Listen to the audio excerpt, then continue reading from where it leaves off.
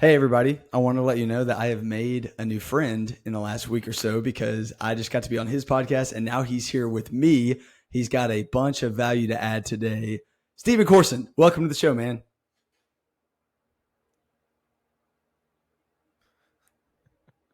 Did something happen? Dude. I don't know if you can Oh, hear okay, me. I'll just start over. I don't know what happened. You glitched hard.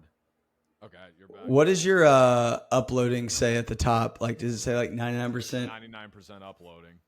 Okay, well, I Riverside, here we are again. But I think sometimes you have to let it load at the beginning, and I should have done that. So let me just do that again, and then No, we'll you're be fine. good to go. Yeah, don't worry. Okay. Um,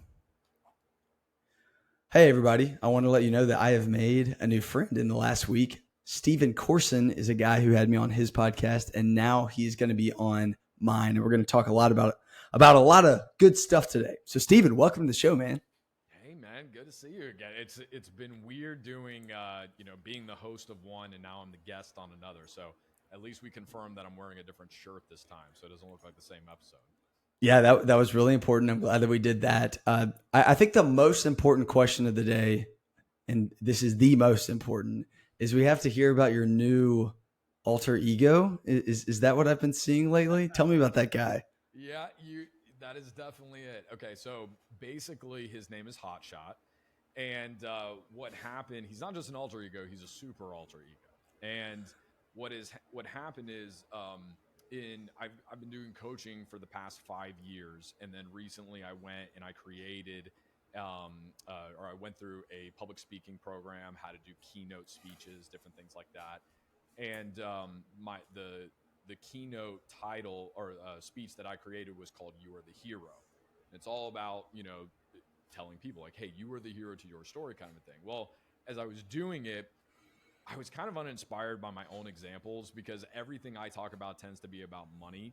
And I'm not saying the stories wouldn't have inspired other people, but the thing is, it's like my behaviors around investing in money now, I developed those over 10 years ago. They're automatic. So it's not inspiring to me anymore. And I was just like, if I'm going to be talking about this you are the hero thing, what are changes I need to make in my life that are hard? If I'm going to go tell people to do other hard things, I don't want to talk about something that was hard for me a decade ago. Like, let's give something more, recent that I can really, associate with.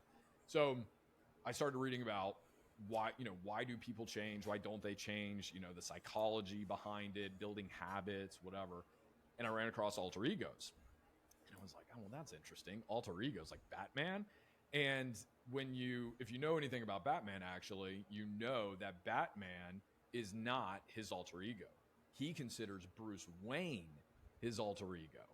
And that is why he embodies Batman so perfectly. So for me, I kind of took that and I said, okay, one thing I don't do well is, or haven't done well recently, is I am not doing well with my workouts. Got kids now. I'm getting older. All this other stuff. I'm starting a business. The time just doesn't seem to be there, and everybody says we'll do it in the morning. Well, the only problem with that is I'm a night owl. I would, normally go to bed around midnight, sometimes later. So I wasn't ever really, the early bird gets the word worm kind of guy. So what ended up happening is I said, all right, I'm going to do a challenge. I see how these behaviors would be beneficial. I hate running. We domesticated horses thousands of years ago. And ever since then, we have only been coming up with new technology and ways to not have to run anymore. Planes, cars, jobs to where you just stay at home and sit on your ass all day. Take your pick. So sorry, I'm getting there. So basically, it all came around to okay, I'm going to wake up at 5 a.m. every day. I'm going to do a 5K run 5 days a week, even though I hate running and I don't want to wake up early. And then I threw on, I'm going to do a punching bag because I have one in the office as well in case, I'm a superhero and need to fight evil. So that is the hot shot experiment, I'm calling it.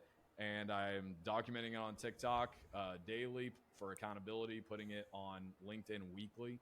And I have no goals. I'm just trying to figure out, is having an alter ego who loves doing these things for 90 days enough for me to assimilate that into my own habits and behaviors. So that's it. We finished week one, and let's just say I ran more 5Ks than I have in my entire life. So it's got to mean something. Man, let's go. So in the moment when you're in the middle of running a 5K, when your alarm goes off at 5 a.m., I need your gut honesty. Are you actually thinking to yourself, all right, I got to be hot shot, not Steven? Or is that just a post that on TikTok type of deal? Or is it actually helping you to be like, no, I'm hot shot right now? So I don't know if this is just me. I have always done a lot of self-talk out loud. That's a habit I've always had. Like, man, like, why are you doing this way? Just stuff like that. When there's been something about creating this idealized version of myself, and the fact that even when I've done it on TikTok, like I'll change my voice intonation a little bit, that I'm not gonna lie, like a lot of people are gonna see this. That's why I gave all the context before just giving you the second, so people don't try to Baker act me, which I may still need after this. I don't know, but yeah, it works. Like, I've made myself angry. Like, I'll never forget it. This was the third day. Day 1, day 2 wasn't that bad. Day 3, I felt it, because when I do work out, I get sore 2 days later. I'm not the guy that gets sore the day after usually. So 2 days later, I was sore, and then again, third 5 a.m. in a row, I was tired. And I literally was laying in bed and just like, no, don't want to do this. And then I just said, well, Hot Shot's going to do it, you dumbass. And I was like, shut up. And I'm just laying there in bed, and I'm realizing I'm having this out-of-body experience. Like, am I talking to myself like this? This isn't for the cameras. Nobody's here. The wife's asleep. Like, what am I doing? But it worked. And it got me out of bed. Ran the 5K. I love it. I'm glad it works. I'll be the first one to admit it. It's weird. No. I mean, I think there's somebody who's listening that has already given themselves a name. Now, has it made you change some other areas of your life? Like, for example, whenever you commit to something, I try to make goals in a way where it's a domino. So if you're getting up at 5 a.m. every day and you're running a 5K, I would think you might start sleeping a little bit more and trying to maybe eat a little bit healthier. Otherwise, it's just going to be even that much worse. Have you made those kind of decisions? Yeah, no, it's a great question. So me and food have an interesting relationship. I don't really care too much about eating. It's never been that important to me. But I also I'm very, I don't want to say picky, but I just have a short list of things that are truly healthy. I'm still very much a kid when it comes to some of this stuff. So, I don't have a very expanded palate in general. So I don't need a ton of unhealthy stuff. I don't need a ton of healthy stuff. So it's trying to shift the balance just a little bit more to the healthy things.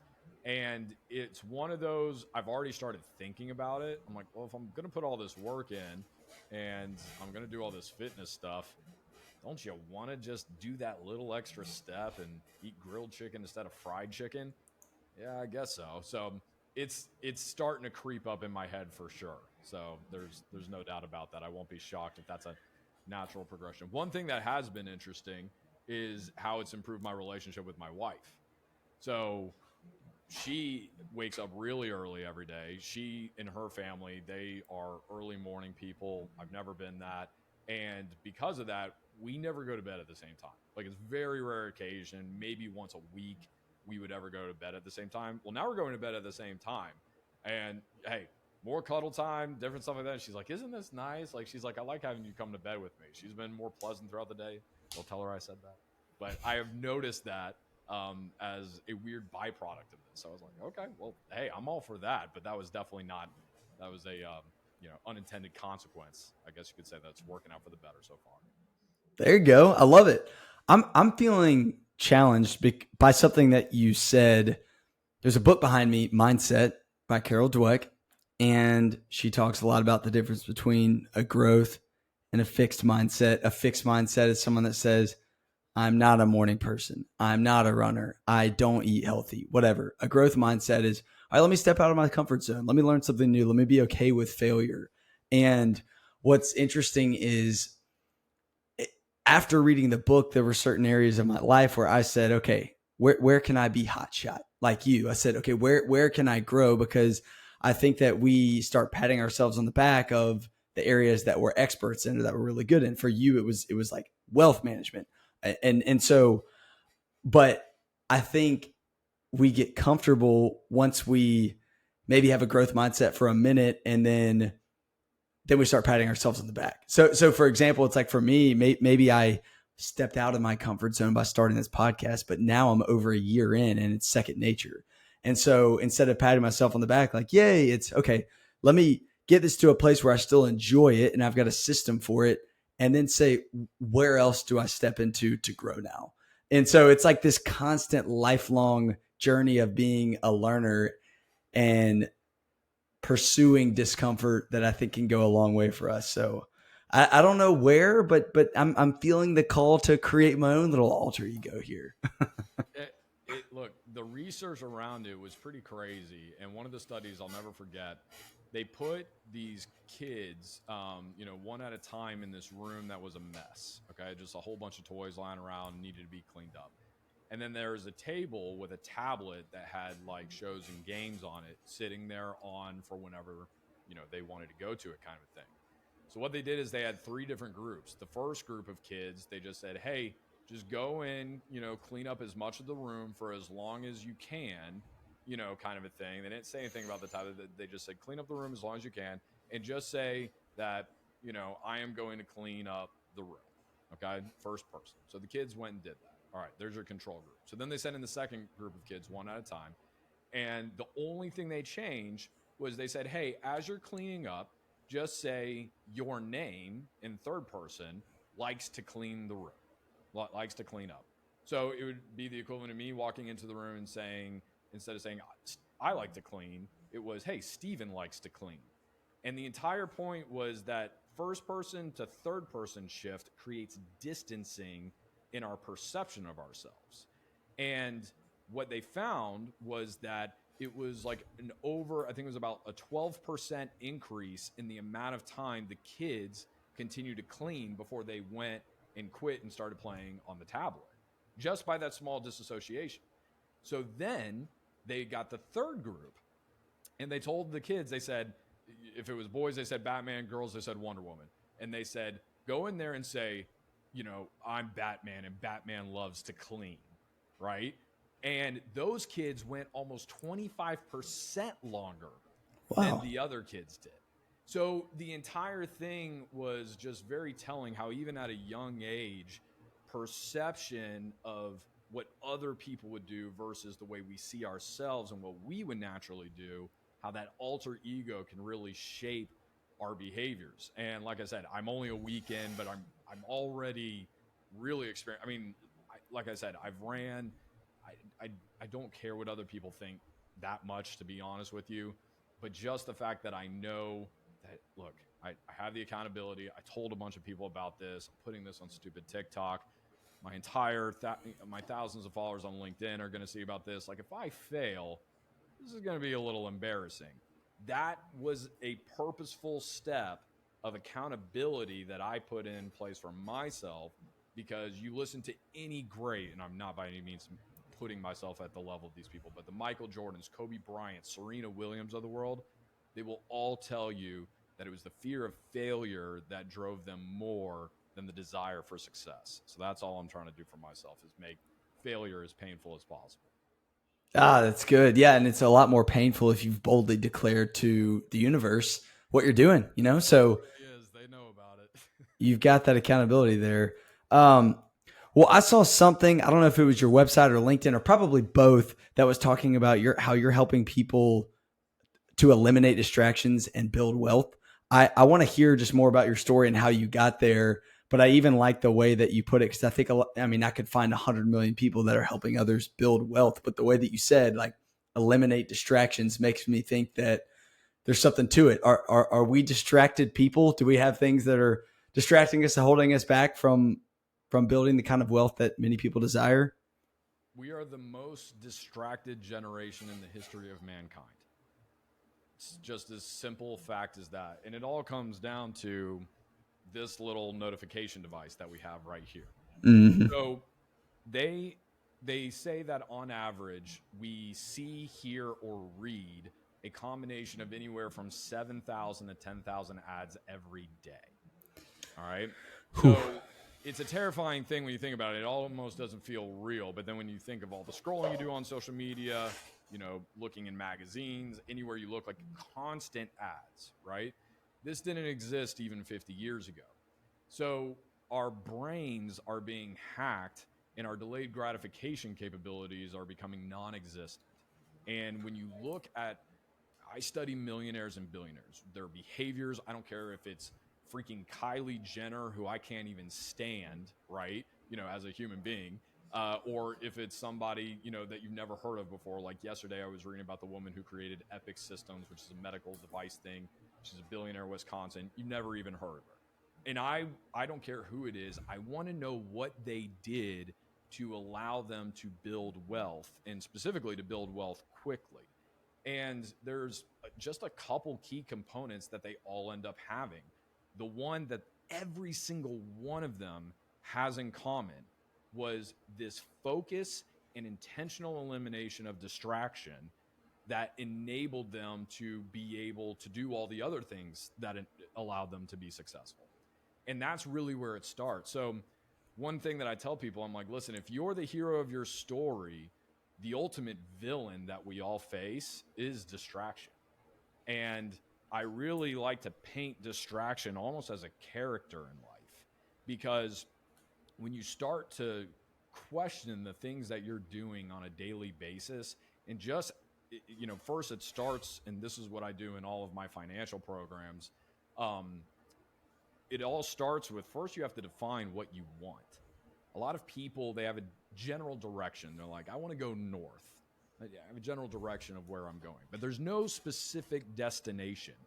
Well, if you are trying to get somewhere and give somebody directions, it's pretty impossible if they just tell you they're going north. I can't tell you which way to go, right? So how are you going to be able to ever figure that out?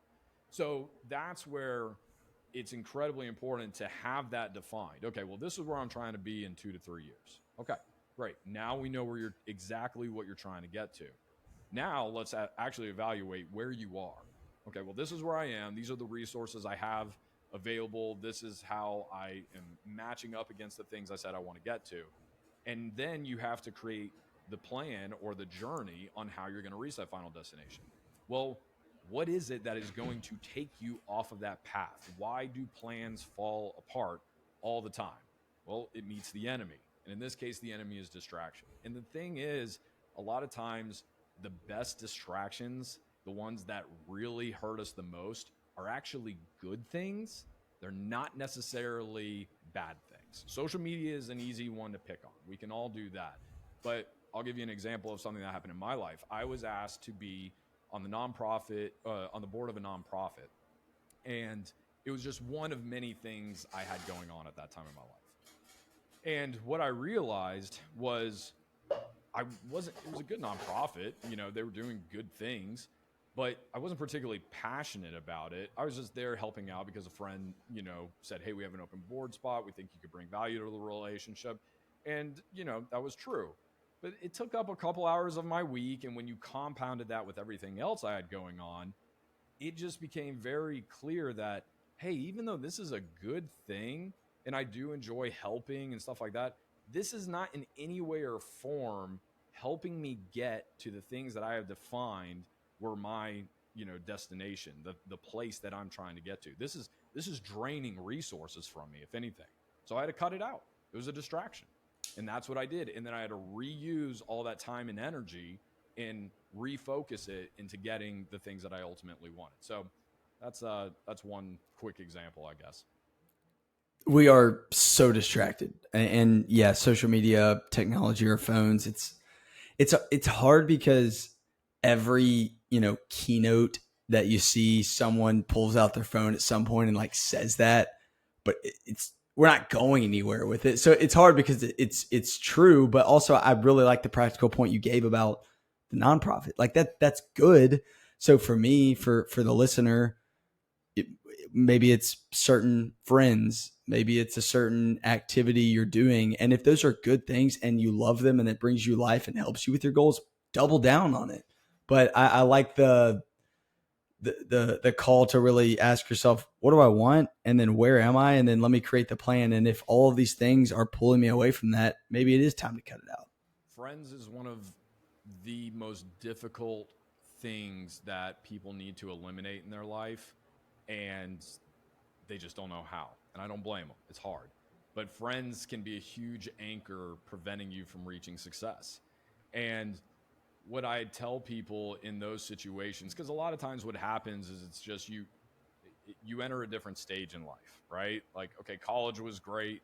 Maybe you had that, you and your buddies, you always loved, going out to bars or restaurants or whatever the case is. But then you grow up some, you get married, you're trying to save up money.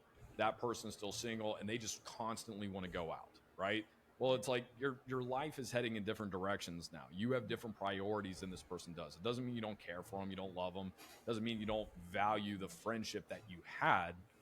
But like many things in life, you know, all good things must come to an end sometime. And at some point in time, that friendship went from being beneficial to an anchor, and it's holding you back from what it is you're trying to achieve. And the number one piece of advice that I give people, because they're like, how in the world do I end this friendship? And all this person was in my wedding and all this other stuff. And like, I get it. I get it. I struggled through it too. The thing that I found is the easiest thing is this. You just let it naturally take its course. When they start saying, hey, let's go out, but you know that you want to stay home and, save that money, or you just don't want to go out. Some people are like, I just don't want to go out anymore. I'd rather just stay and have dinner at my house. You can come over here. Well, that's what I tell people. I'm like, invite them into your world, invite them to come along with you to save money, to do the things, whatever it is you want to do. And if they don't, then just say, okay, that's fine. You go out, you go have fun. And then what you will find is it's not going to take a lot. It's just going to take a handful of times of you guys not getting together, turning down plans or whatever. And they will naturally find somebody that's going the same direction they're going. And you will end up finding other people that are going the same direction you're going. So that is one of the things that I would say is probably the biggest piece of advice I could give people when it comes to relationships that need to be ended, that aren't toxic. They're not blatantly terrible for you, but they're just not helpful. Again, it's a good thing. It's just not helping you get where you want to go. Therefore, it's a distraction. It's a good way to put it. So if distraction is the villain, then I'm wondering how long have you known that? How long has that been your thing? Is that coaching over the last couple of years? When did you discover, oh, this is it? This is what I'm going to laser focus in on? Yeah, I remember when I really formed. It floated around the idea that it was distraction was the enemy, and when it really formed, actually came. I was reading an article by this woman who called herself the millennial therapist. And I was like, well, that's interesting. So I clicked on it, and it was something along the lines of what the millennial therapist says everybody's one problem is, something like that.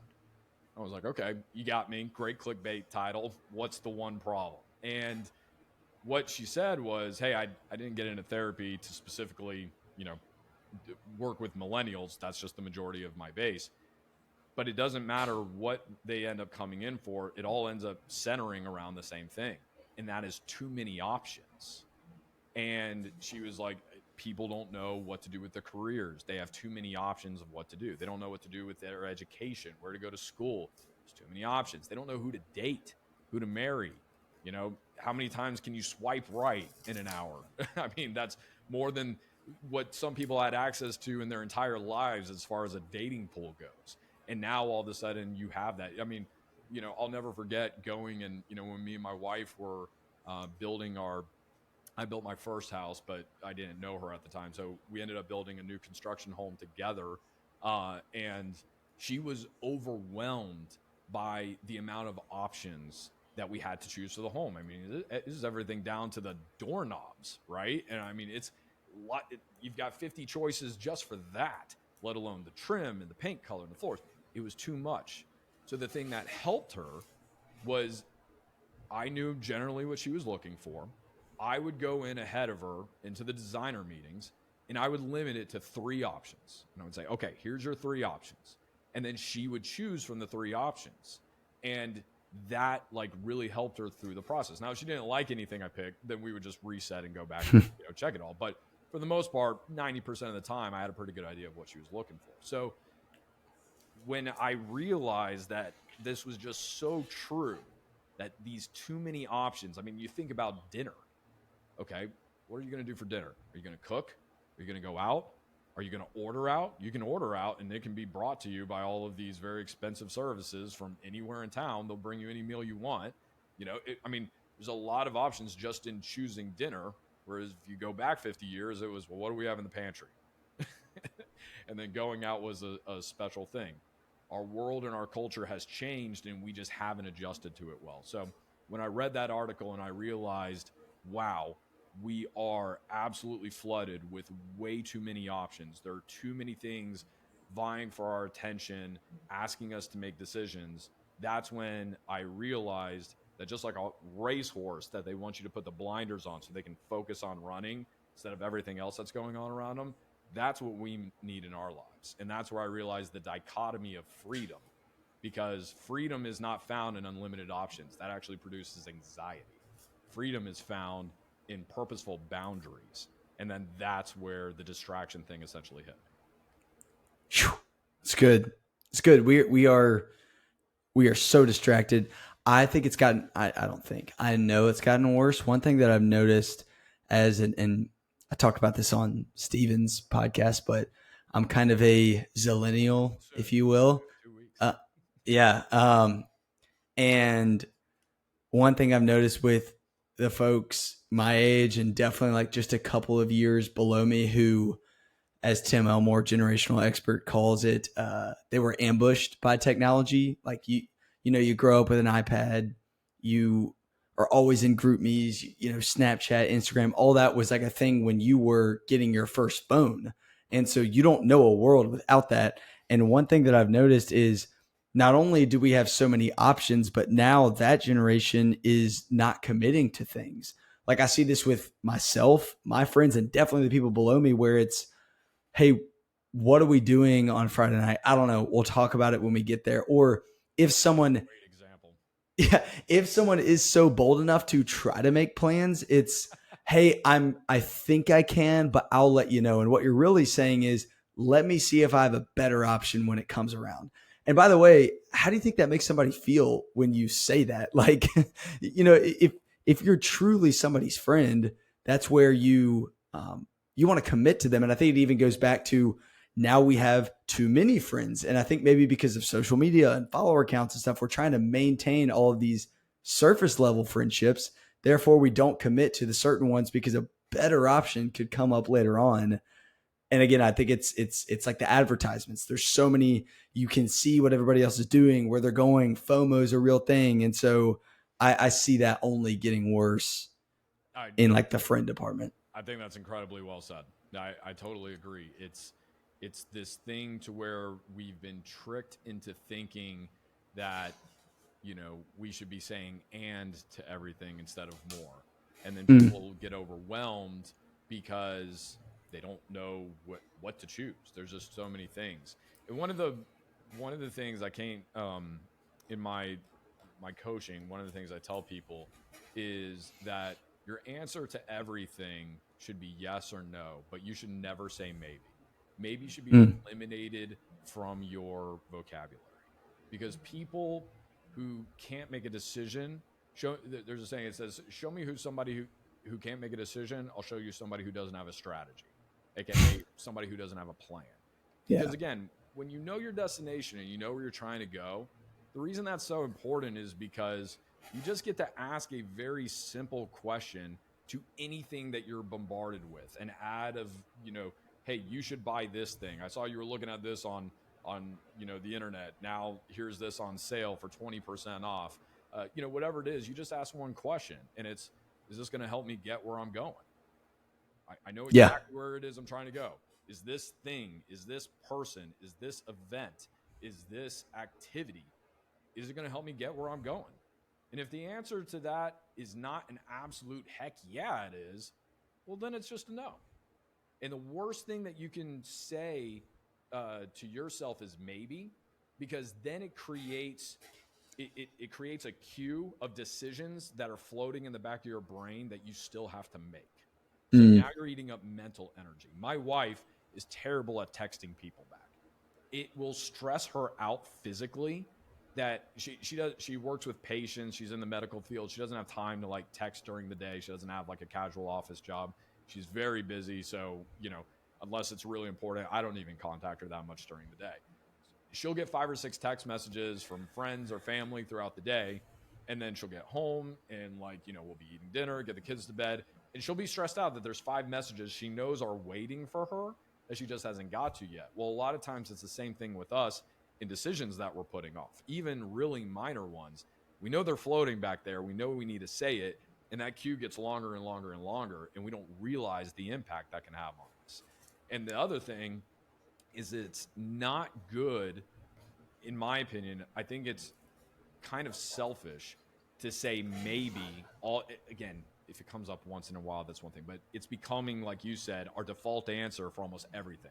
Well, maybe I'll come out, and we'll do that. Maybe I'm going to see if something better comes up. And the problem is that doesn't just put you on the hook, it puts them on the hook as well.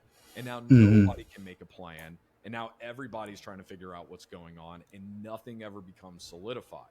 And that's why I tell people one of the biggest things that I notice when I study rich, successful, and by the way, when I say successful, I'm not just talking about a number in a bank account. I'm emulating people whose lives, they've got a lot of money, but they're, happily married. They, have time, for their children. They're doing things they're passionate about. I'm taking all of that into account because I don't care if you got $50 million and you're a miserable human being who's been divorced 20 times. All right. So those aren't the people I'm taking this advice from. The advice that those people who have that level of success, that are doing significant things, they've got a big bank account and they're living a life, that the people around them still love and cherish them. They do this one thing really, really well. They say yes or they say no quickly. They make fast decisions. And that is something that I think, again, they realize the impact it has on their time. I think that's something that a lot of people could really benefit from nowadays. Yes or no, quickly. And by the way, in the friend department, how highly do we have to think about ourselves to be the maybe guy or the maybe girl all the time? Like I think about myself in certain situations or other people that are like, maybe I'll let y'all know. And it's almost like the posture is, I know I'm really important to you and I'm going to make this so much better. So let me say maybe so that you can have this level of excitement about if I come or if I don't come. Like I've done that. You can have the pleasure of my presence later or not, unless somebody comes with a better offer. I know. I'm like, there's 8 billion people in the world. There's plenty of other folks for people to make friends with. Do them a favor if it's not someone you're genuinely wanting to like spend a lot of time with, and say, no, I'm not going to be there. Thanks for asking me. And they'll probably find somebody else and forget about you because none of us are that important. If you have somebody that is constantly a maybe person, girl you're trying to date, friend that you're trying to hang out with, and they're constantly giving you the maybes, they're telling you that you're not that important to them. They're letting you know, hey, there are other people that I'm going to wait to hear from. So again, if you stop asking that person to do things because they're constantly putting you on the maybe list and you're a backup plan, find somebody to where they don't have to think about it and they just want to be around you. And they just give you the, oh yeah, you want to do something? Yeah, let's do it. Because being with you is the thing that matters, not the thing that you are scheduling to be done. That's good. That's good. That's good. Okay. You alluded to this briefly, but I want you to talk about it in more detail. True wealth. Yes. True Let's wealth. hear what are those pillars? Okay, so true wealth is, as I call it, the balance of the 4 types of wealth. The 4 types of wealth, the majority of the time when I ask people this, they only ever name one of them. And normally they'll name like 5 or 6 of them, and they're all part of one of them, and that's financial wealth. And what I tell people all the time is I am differentiating wealth and rich for a reason. Rich is defined as monetary financial value, right? Wealth is defined a little more broadly when you look at that. So the 4 types are financial wealth, time wealth, health wealth, and then social wealth. And a lot of times when people will actually, they'll be like, well, Steven, isn't there a fifth type of wealth? What about spiritual wealth? To which I say, I put a lot of thought into that actually. And what I decided is that spiritual wealth is actually not its own category. Spiritual wealth is a part of all four types of wealth. So Hmm. you can't separate spiritual wealth from any form of all four of those. So it really just It's permeates good. it. So that's what I would say to people about that. But I always give this very quick example to make the point of the four types of wealth. Is I say, all right, there's a man who has $10 million in his bank account, and he's 45 years old, has a bustling career, and everybody at his job loves him. Is he successful? What would you say? Just based off of I, that I knowledge. Just based off of that knowledge. If you had to make a call, yes or no, is he successful? I think I know what the right answer is. I would say yes, but then I would ask, tell me about his marriage, tell me about his time, tell me about his. Then the next thing, I can't get exposed here. Sorry. come on, you're just playing to the game. I ruined it. More with this, Yes, he's very successful. Yes, very successful. Trap. I'm trapping you for sure. So then you go, okay, that's right. So based off that information, naturally by cultural standards, we would say he's successful. All right, so now we go in and we find out, well, his wife's divorcing him and his kids hate him because he's never around. He's working 160 hours a week kind of thing and solely devoted to his job. Well, is he successful? Now people start going, I don't know about that. I mean, maybe the wife was a problem. I don't know. But yeah, it sounds like he had something to do with it. It starts getting gray.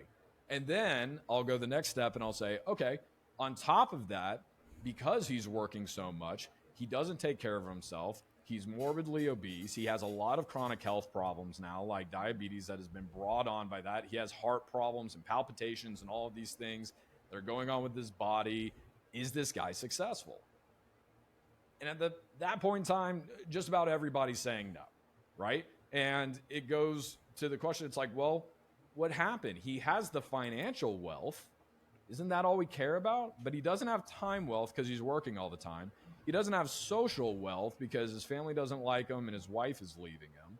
And then he doesn't have, whatever the other one was the health wealth because he has all these chronic conditions that have been brought on by the fact that he's not taking care of himself. So that's why I'm trying to, with true wealth, redefine what we as a society think wealth actually is. Looking at the car people drive and how nice of a suit they're wearing at the office, it's a cheap standard that we hold to because normally it's all the information that we have when we meet somebody. But I would just challenge people that don't try to emulate people based off of the things they have and the money you believe they have, because I know a lot of those people, they're actually broke. So, it's not, you got to look a little deeper into people's lives before you decide if somebody's successful or wealthy. Sorry. Mm. And I really like the way that you said how spiritual wealth ties into all of those. That's really good. I totally agree with that. Now, are you, as part of what you're doing through your courses and coaching, are you helping people develop in these different areas of true wealth? Yeah, true wealth is the concept of it permeates through it. The first two programs that I have, Foundation and Momentum, those are built for people that are anywhere from 0 to 100K net worth, essentially. That's a rough framework. If you're somebody who doesn't have a budget, if you're early on in your career, different things like that, those are really the two that where I would guide people and say, hey, start there. And then the True Wealth Principles just kind of guide through it. But there's different steps. The foundation one is a very straightforward, this is what you have to do to get your money in order. The momentum course is about how to generate wealth and grow your income. And again, true wealth principles are applied in all of that. I talk about, one thing that people love about the momentum course when they get into it that they don't even think about is there's a large component to that, which is around social wealth. And a part of social wealth that I talk about is your professional network. Are you actively building your professional network? And this is something I'll just plug right now for you and a lot of your audience. In one of the things that made me incredibly successful early on in my career was the fact that I networked, as I like to say, I networked with the people who had trophies. And back when I was working at Gartner, we used to get these big physical trophies every quarter for like top salesperson, top retention, whatever. And I always went and I hung out with those people and just figured out what they were doing and assimilated that and then just added my own little flair to it. So I was always trying to learn from the people that I knew were the best. And then as I got further on into my career, I started expanding that network and I looked for the people with trophies that were in the positions I wanted to get to. And then it was like, okay, well, I'm trying to get to this position and make this kind of money. What do I need to know? What do I need to be good at to get this? That way, when I interview, I'm a no-brainer for these people. And that's what really kind of set me apart, was taking this intentional focus. Sure, you may not think that you have you don't have direct control over whether or not you get promoted into a position, but people don't do half of the things that they do have control over, like the networking, like the reaching out to the decision makers. I've never heard of anybody reaching out to their boss and their boss's boss for a 30-minute meeting to say, I'm really interested in taking initiative. I want this promotion. What do I need to be excellent at to be the best candidate for it? What are the things that I should make sure that I don't do to disqualify myself potentially for this? And, where do you see me right now? What would you see the gaps that I, as a professional with this particular skill set, would have that I need to bridge within a certain amount of time to be able to be eligible for this promotion? You have that 30-minute conversation, you summarize that in an email right after that meeting, and you send it to them. Guess what? You just created a roadmap to start making tens of thousands, potentially hundreds of thousands of dollars more getting that. A lot of people won't even try to take that step. 30 minutes, it'll change your life. So that's an example of some of the things I talk about in the Momentum course on leveraging things like your social wealth, because it's really powerful.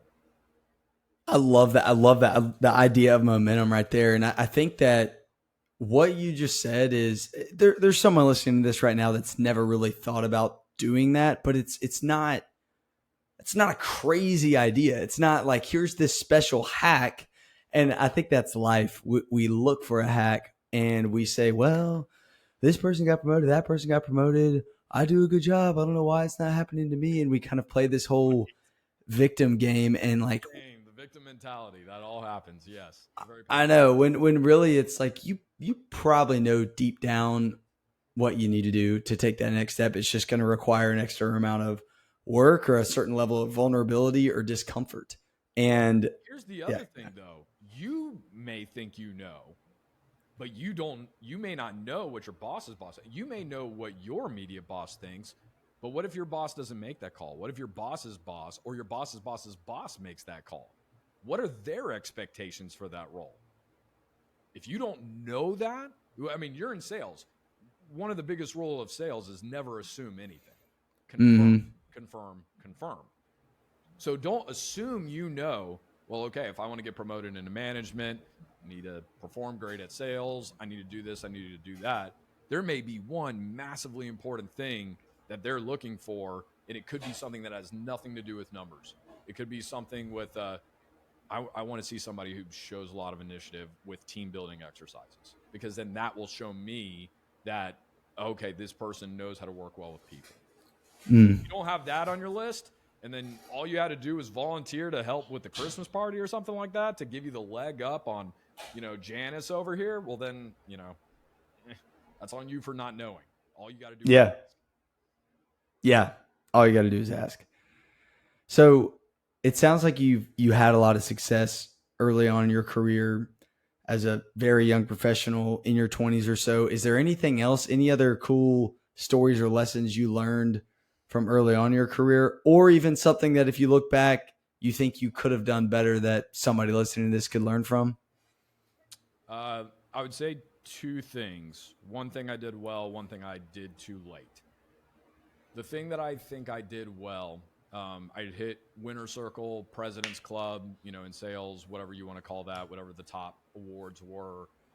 If you work at a place that gives fancy trips for that stuff, I traveled to Rome, Australia, Hawaii multiple times for free on all of these luxury, amazing trips that I'll never forget. And I'm very grateful for. The thing, when I got back from those trips, there was always a laundry list of people who were in my inbox saying, hey, can you help me get to Winter Circle this year? Can you help me get to President's Club this year? Can you meet with me and give me the secret sauce? And I started off every single meeting with those people, just letting them know that this is very potentially going to be a disappointing conversation. Yeah. Because I didn't have anything sexy. I really didn't. I just told them, I said, listen, find the right things to do, hyper focus on it, and then just be consistent. Effort and consistency. It doesn't matter if you are in carpentry, doesn't matter if you're in sales, doesn't matter if you're a nurse, doesn't matter if you're a social media manager, okay? Doesn't matter what you do. If you put in consistent effort and you just make sure you're paying attention to the things that make a difference to the business, that you're aligned with that, you will be successful. You will outwork 80% of your competition just on that. Forget talent, right? And you just kind of go and you take things from there. So that was the thing that really just put me ahead of the game. I just did all the ugly stuff. The, follow-up is the most ignored, underrated, simple differentiator that anyone in business can make. Mm-hmm. A simple email within the first 24 hours of whenever you had a meeting with a client, with your manager, whoever it was, doesn't need to be fancy. Just, hey, based off the meeting we have, I said I would do this, but here's 3 bullet points, based off our main topics. Here's the thing that you said you were going to do by Tuesday at 5 o'clock. You're going to get that to me. Here's the thing I said I was going to do. I'm going to have this to you by Friday at 5 o'clock, no later than that. And then here's the thing that I said I was going to ask my manager for you to see if I could figure that out. And I'm going to have that to you by tomorrow morning. That's it. Quick little bullet points. That's it. Have a nice day. Leave it. Nice and simple. It's been sent. If you do something like that, you will set yourself apart from, again, 80% of the field just right there with this stupid little email. The amount of people that don't follow up or don't follow up on time is absolutely astounding to me. You do that little thing, it will propel you so far in your career, you'll be shocked. So that would be the thing that I would say was something that I did well. The thing that I did well way later on that I wish I would have done earlier is build a personal brand. I talked to you about this when you were on my podcast. I think you're doing a fantastic job with this. Thanks. You should do a solo podcast on the things that you've learned just doing one. I think it would be incredibly valuable for people. But if you do not have a LinkedIn profile that has a sweet looking banner, if you don't know how to make a banner, that's fine. Go to fiverr.com and pay somebody $5 to $10 to put it together for you. It's not hard. Okay. Go to Canva, free design tool. You can make one there. It'll take you 20 minutes. You don't have to know anything. Click and drag. Simple. Have a nice banner, professional profile picture. For the love of God, if anybody hears this, okay, there's some of you out here, you know exactly who I'm talking about. You are at a wedding, you're in a really nice dress or a nice tux, and you've got your arm around somebody and you cut them off, and that's your LinkedIn profile picture. For the love of God, stop. Okay.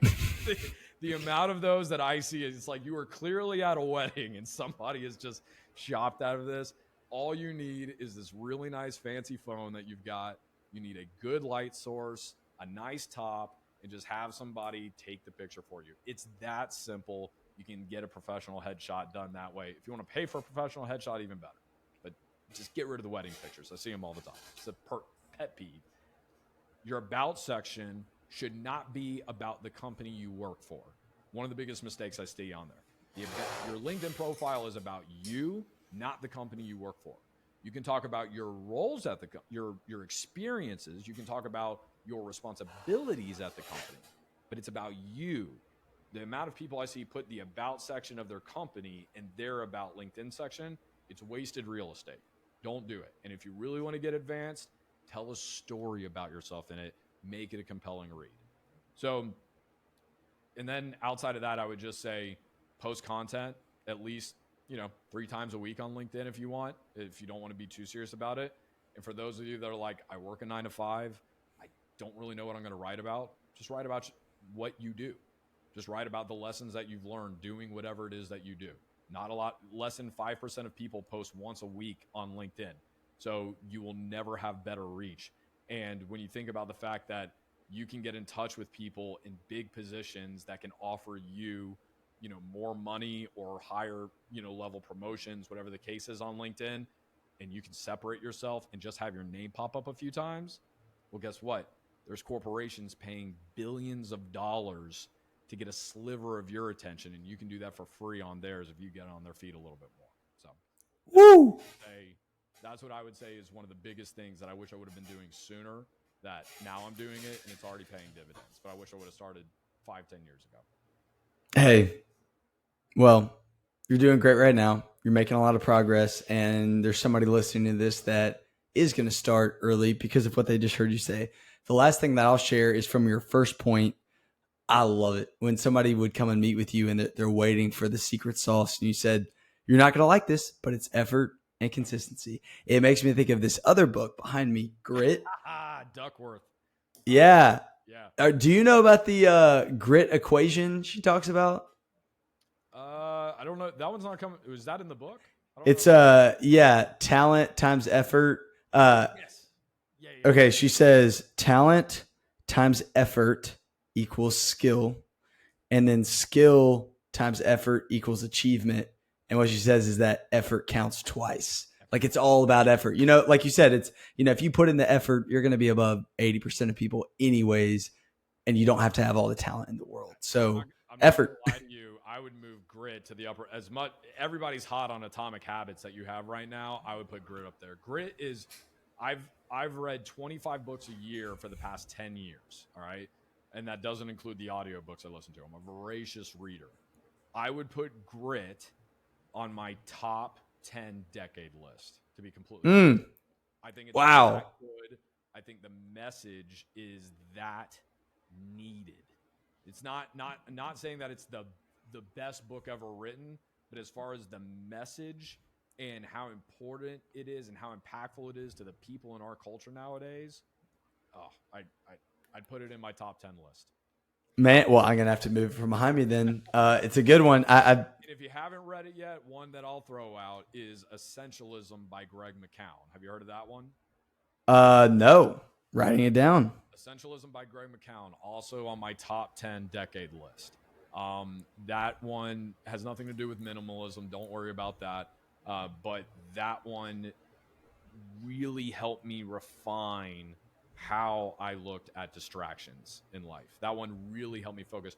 When you open that book, you're at Barnes & Noble, we're at whatever bookstore you are, just read the first 2 pages. The story that he is going to tell you is so cringeworthy. You're just sitting there going, I know he's not going to do what I think he's making me think he's going to do. And then he did it.